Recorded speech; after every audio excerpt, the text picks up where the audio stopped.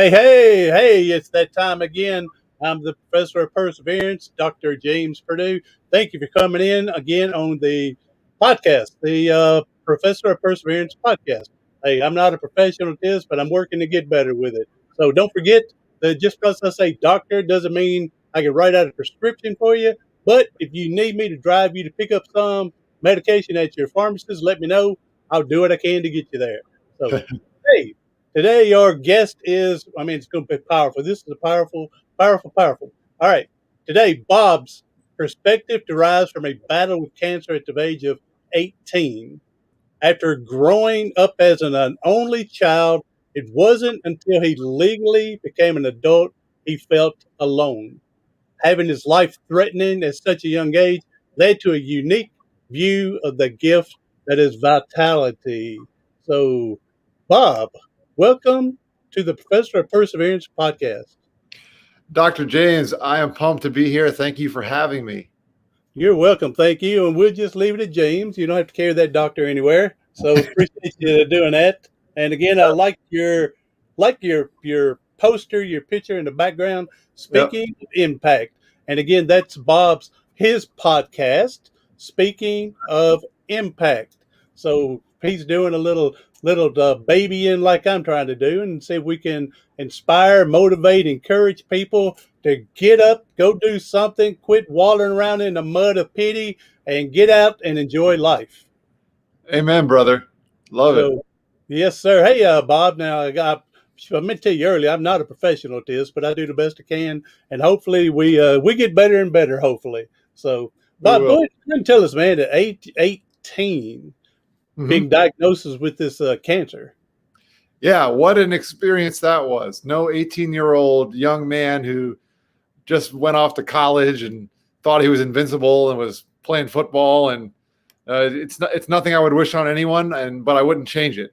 And to make the story understandable, you have to picture someone who moved down to Florida when he was very, very young and spent most of his life down here. I still live down here in South Florida. Thankfully, the weather is beautiful right now. My thoughts are with all of you who are up north right now dealing with the snow. But anyway, so I moved back to New York at 18 for college, and I thought I was, like I said, invincible, top of the world. I had an opportunity to play sports in college, and my family was still up there, my extended family, so I wanted to spend some more time with them. And in a very short period of time, I went from being a pretty healthy young athlete to having what I thought was just a groin injury. I thought I just had a little pulled muscle. And the training staff at school up there at Hofstra University, where I went to college, they just monitored me for about a week or so, and I was doing some rehab type of things. And when you play a college sport, it's a little bit different, the training staff, than it is when you're in high school. I don't know if you can imagine this, but instead of having A little bit different, yes. people, right, you got like a whole staff of people, plus you got a team of 100 guys. And so needless to say, I was pretty insignificant, this little kid down from Florida. But at one point, I was sitting in the training room, and you could picture this really, really long room with a bunch of tables. And at 5, 6 in the morning before the practice on a training camp day, the commotion is just outrageous. Well, I'm shimmying across the floor on one of these 3-legged wheeled stools, if you will, if you can picture that. And that was my rehab exercise. I've been doing it for a week. And to be honest with you, it was very tiring, especially when you're trying to dodge all these people. It was actually a good exercise. But Rick, our head trainer, actually stood up in the middle of the training room and somehow got everyone to calm down. And he was like, "Hey, Bobby," and they called me Bobby at the time. "Bobby, why are you still in here?" And when you're the kid from Florida that no one really knows, you're the freshman, and the head trainer calls you out as like the weak guy, you feel a little embarrassed. And I said, but I was like, "Rick, listen, something's still not right." So we actually ended up having a more private conversation, and he actually sent me to a doctor. And over the period of the next couple of weeks, I had all these tests, and my parents were coming up for my first college football game. So that's a pretty cool thing, right? Their son gets a chance to play the sport he loves in college. Well, on the day that my parents were flying into town, I had a meeting with an oncologist, and he sat me down and he said, "Bobby, I'm sorry to tell you this, but you have cancer." And I was floored, blown away. I come out of this meeting by myself, 18-year-old kid, and my parents call me from the car, and we actually barely had cell phones at this point, but they were able to call me, and I had to tell them that they just landed here in New York there, and I had to tell them what happened. And needless to say, we were just completely in shock. And so we went back to my uncle's house where they were going to stay, and we sat there and we just didn't know what to do. And the next couple of days were a complete blur. I don't even remember them. It was like I was sleeping. I was in a coma. Saturday morning, we wake up. My uncle's best friend comes over his house, and he knew what was happening. And he actually gave my parents his car. He literally gave them the keys and said, listen, I don't need the car for the next period of time. I travel for work, and you just take it, and you take it as long as you need it, because we had all these doctor's appointments and things that we had to go to. So that was a Saturday. He left after like 15 minutes. We never met the guy before, and it was amazing. We're like, I can't believe this guy. He was like our guardian angel to bring us a car that we could actually use while we were up there. And at that point, my parents said, we're not going home. They were only supposed to come up for the weekend. So anyway, fast forward a couple of days, my oncologist told me, you need to still do something. You can't just, wallow in your sorrows. So I actually still took a couple classes while I was going through this period of my life. And that Tuesday, so it was only 4 or 5 days after I was diagnosed, I was in my second ever college class. I came out and I went to the cafeteria. Now, those little tube TVs that kind of are up in the corner of the ceiling before they had flat screens hanging from a bracket? Big box. Yeah, exactly. Well, I'm watching this TV while I'm snacking on like an egg sandwich or something for breakfast, and a plane hit one of the Twin Towers. Oh, wow. And I was like, oh my gosh, what's going on? And this is not far from where I am now. I'm watching it on TV, but this is not very far from where Hofstra University is. And I called my dad, who was at my uncle's house. I'm like, hey, did you see what's going on? He was like, yeah. So we were talking for a minute or whatever. And then all of a sudden another plane came and hit the other one. And we were like, oh my goodness, what's going on here? Like, the world's coming to an end. So I hopped in the car, and it took me 9 hours to drive what would normally take me 15 minutes, with the Twin Towers like smoking in the background. I mean, it was incredible. I couldn't even believe it was happening. I ran out of gas in my uncle's in my uncle's neighborhood. We had to push the car into the driveway, and we were thinking, like, what is going on? And I have a broadcasting degree, and I love radio, but I will never ever again listen to 9 straight hours of AM radio. I mean, it was an incredible experience. Yeah, AM radio for 9 straight hours, listening to the September 11th terrorist attacks. We get home. My uncle was supposed to fly into New York that morning. He was in Denver for work the night before, and we were panicking. We didn't know what to do. My aunt was beside herself, and eventually a call came through, and it was him, and he was able to say, listen, I'm safe. I hear what's going on over there. It's crazy. Can't imagine what you guys are going through, but I'm going to catch a flight later. Love you, whatever. We were like, oh, thank the Lord that he's okay. Well, it turns out that Tim, my uncle's best friend who gave us the car, he was actually in the towers, and he perished in the attacks. And so that 4 or 5 day period, James, that was unbelievably challenging for me. And it went by so fast, but the memories are so vivid. That 4 or 5 days, that's basically living a lifetime. I tell people, when you go through one major tragedy in your life, that's huge. But when you get multiple huge. We're all going to go through something. We all have minor little stuff going on, but to get paralyzed, to you get cancer, and the 9/11, and find out that your loved ones in one of the towers as well. That's a lot in a lifetime, when you get 2-3 major tragedies in your life. Yes.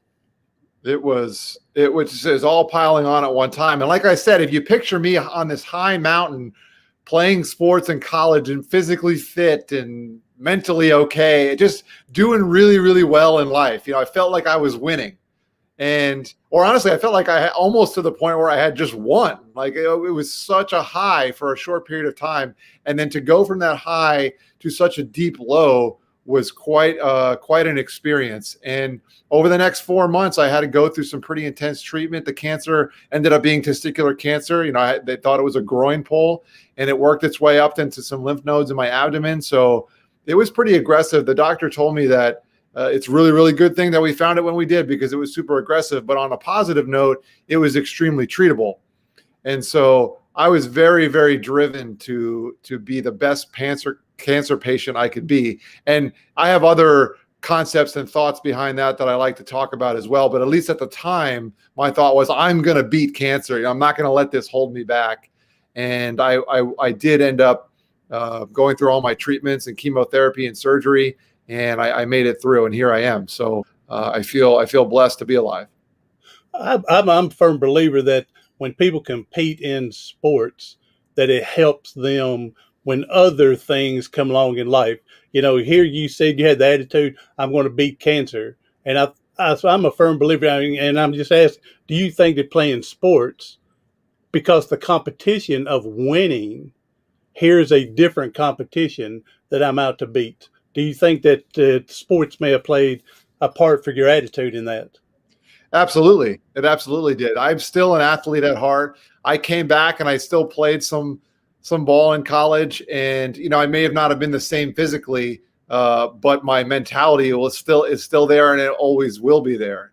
Whether it's in business or anything that I have in my life right now, I find myself being competitive. Now you have to channel it in different ways, especially than playing football. That's a much different sport. Granted, I was a receiver, so I was running away from people, and it wasn't like I was some crazy goony person trying to knock people over. But yeah, but still, you're running away from the hit.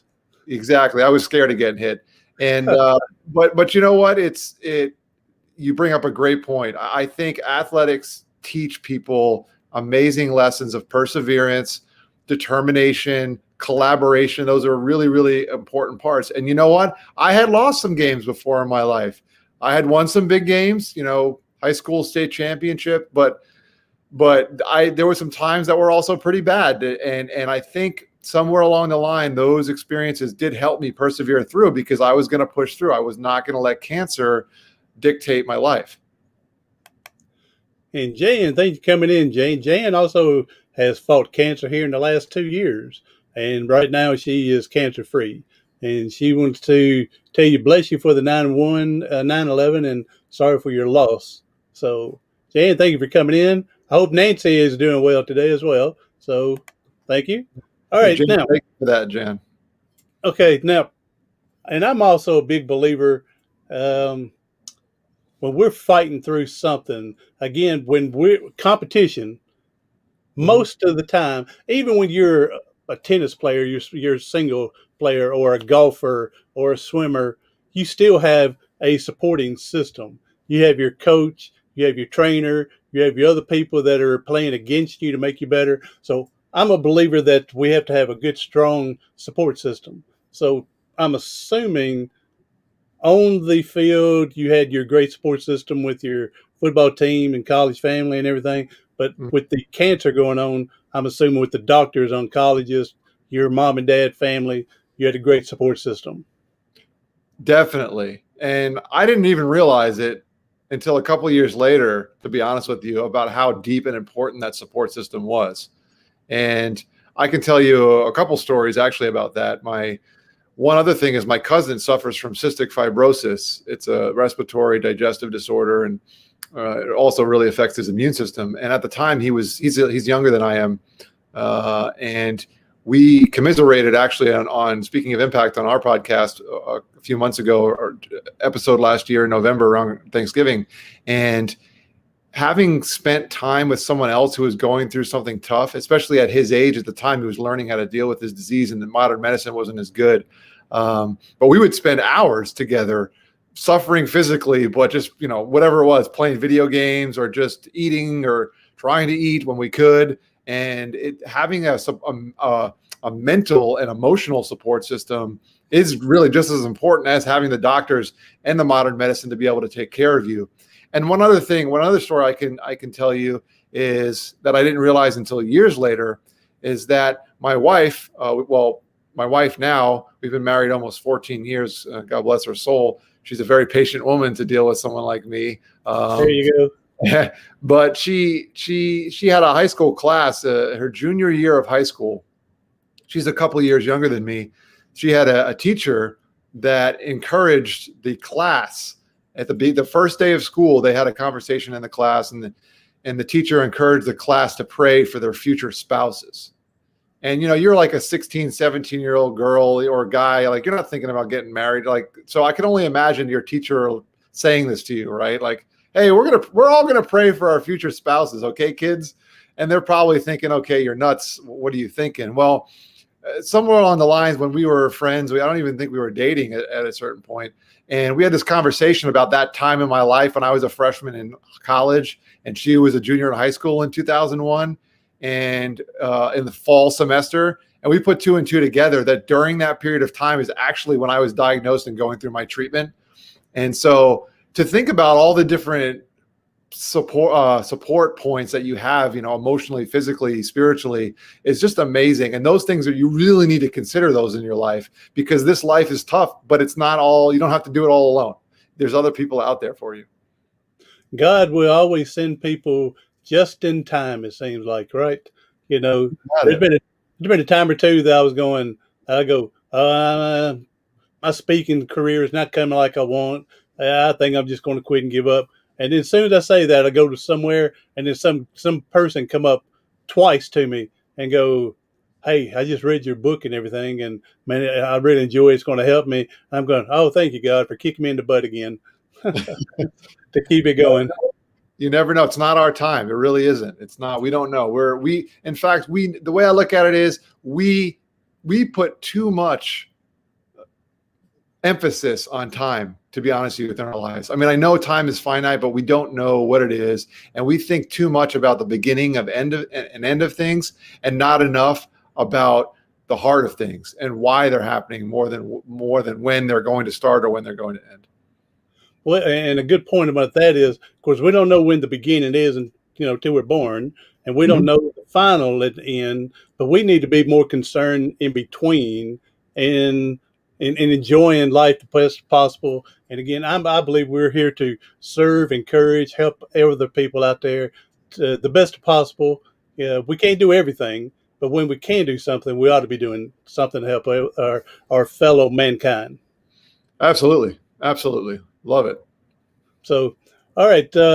Now, during this time of, especially with the 9/11 happening and the cancer going on, I mean, did you hit a rock bottom, get into depression and had to fight your way out, or was your support system that great and the mentality, again, competition just kept you up and going? I would say for the most part, the support system was with me heavily during the period of time that I was being treated, and even shortly after that. And I talked about my cousin, who I spent a lot of time with, but I also know that my parents and my aunt and uncle, who are my cousin's parents, they were in cahoots, put it that way. They knew that they each had offspring, children, young boys. I was college age. My cousin was, he might have been in middle school. And they knew that we needed to grow close. Like we needed to develop a relationship.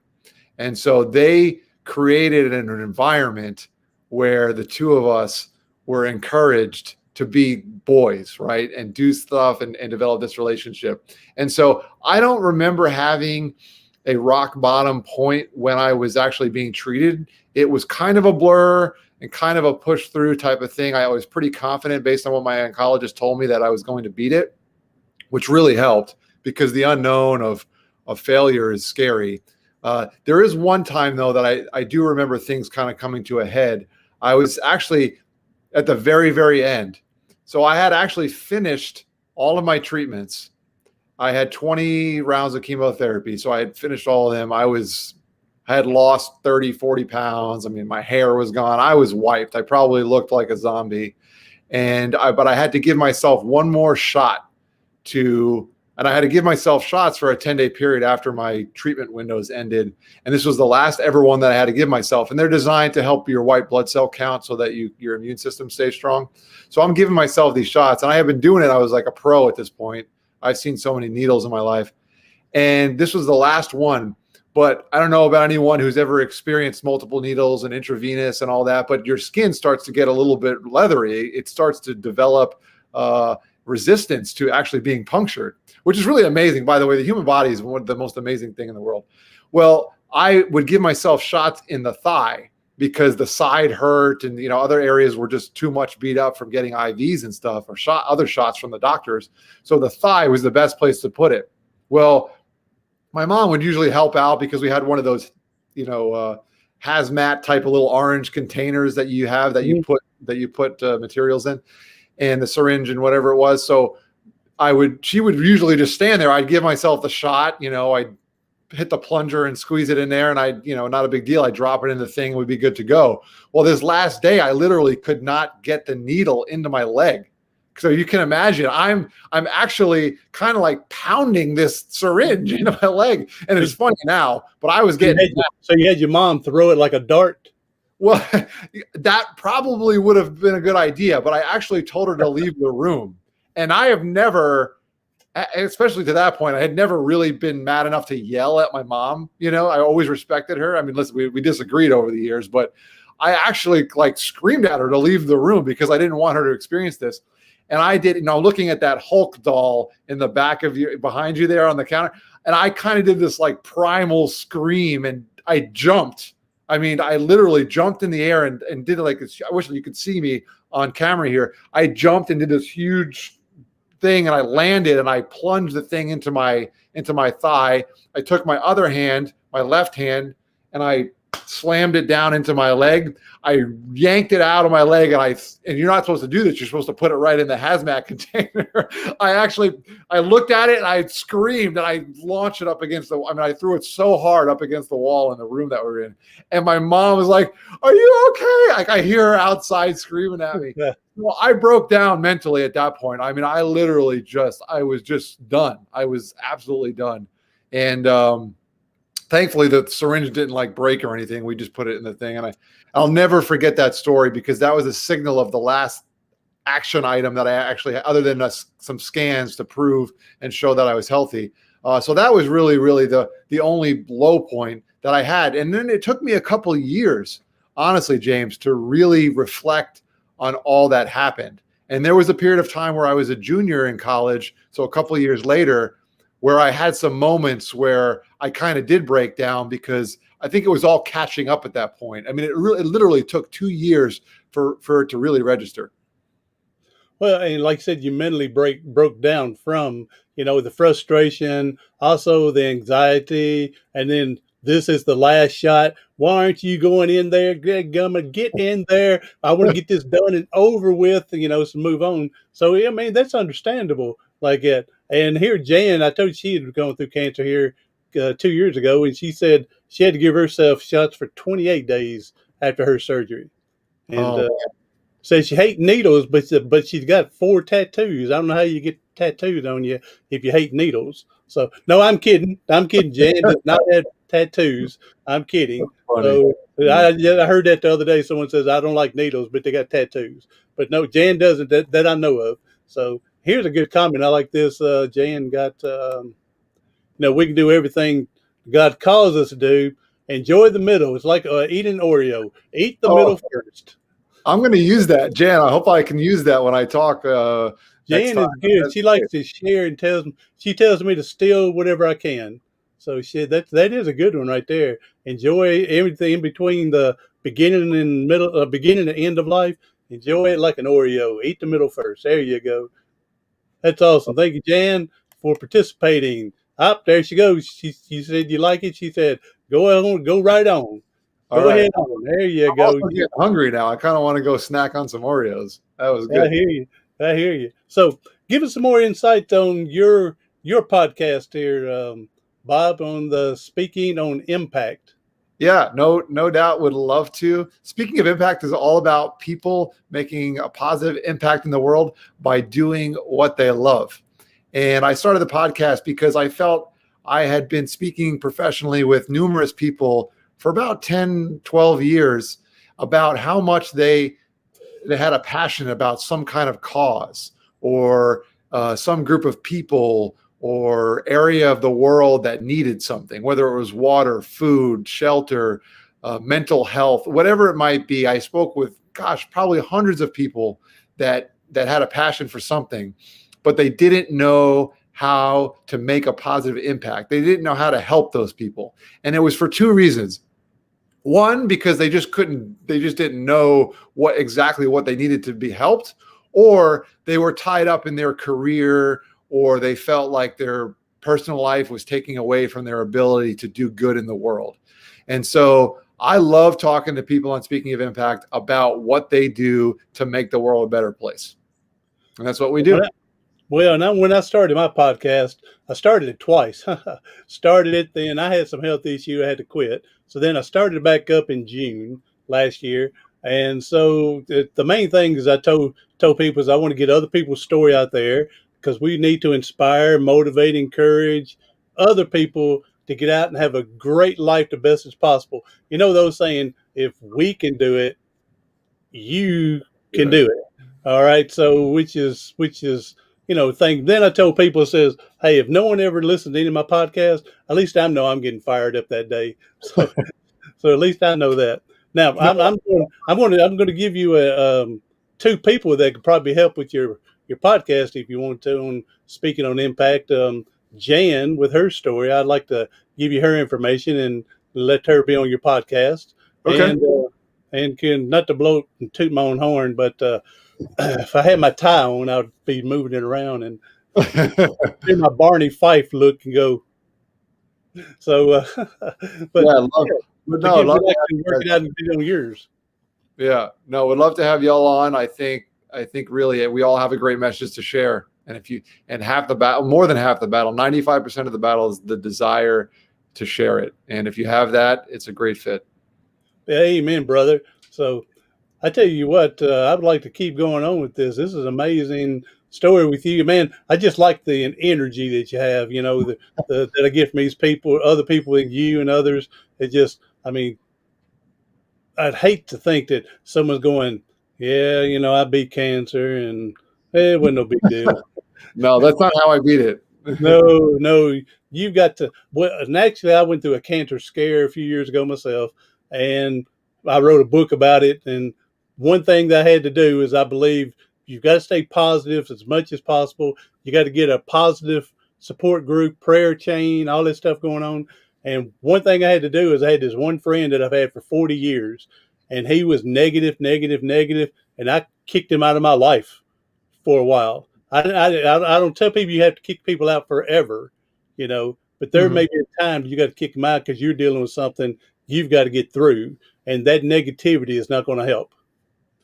That's a great point, James. I'm really glad you said that because I'm the type of person who I'm not good at saying no.